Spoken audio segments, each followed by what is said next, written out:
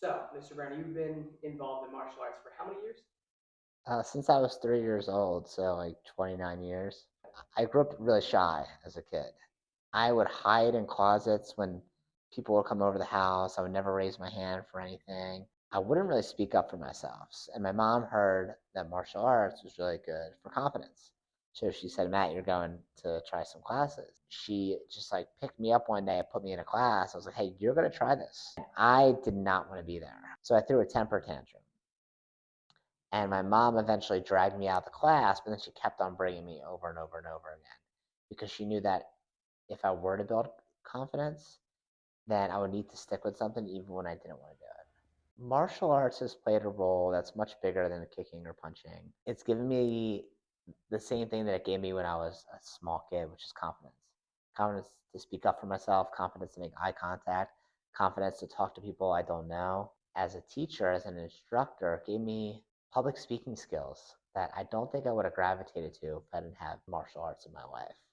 I knew I liked martial arts, but I wasn't sure if I wanted to make it into a career. It wasn't until I explored all the other options in my life that I realized that this was something that I actually really wanted. Like I could make this into a career. When the opportunity was presented to me of like, hey, you've been teaching martial arts for so long, you're good at it, why not make this into a career? Once I discovered what the benefits were, both like financially and time-wise and impact in the community, that's when I discovered I can actually make this into a lifelong career. Yeah, so luckily I had a lot of support because my brother helped me, who ran martial arts schools previously. So he helped me with all the ins and outs, getting a business license, opening up a business account, figuring out accounting, taxes, location. So in the beginning, it was all focused on how can I get new members in the door. In another location, you're really just giving the opportunity for someone else who's an instructor to make a career out of martial arts on their own. You become more of like a managerial role because I'm making sure all the pieces are in the right spot. I'm making sure the camera that someone else is setting up the camera and that makes sense with the audio guy over there. I'm not setting up the boom mic. I'm not setting up the camera. I'm not setting up the lighting, but I'm making sure it all looks good overall.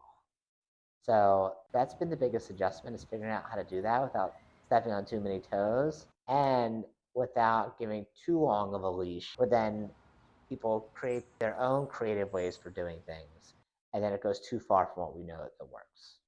My favorite part is watching people earn their black belt, seeing culmination of a ton of work, effort, perseverance, and just years of commitment. Seeing someone earn their black belt after a grueling test when they're sweaty and tired and can barely even stand up is like such a beautiful moment, and that's my favorite part. Oh, well, I'd say the biggest help has been my brother, who was involved in martial arts before me. So I'd say him. I'd say Master Kovar. He's a black belt in 10 different styles of martial arts. He's been extremely helpful in terms of like a martial arts mentor. Anything else you'd like to add? I think that sums it up. Awesome. Thank you so much, sir. Thank you.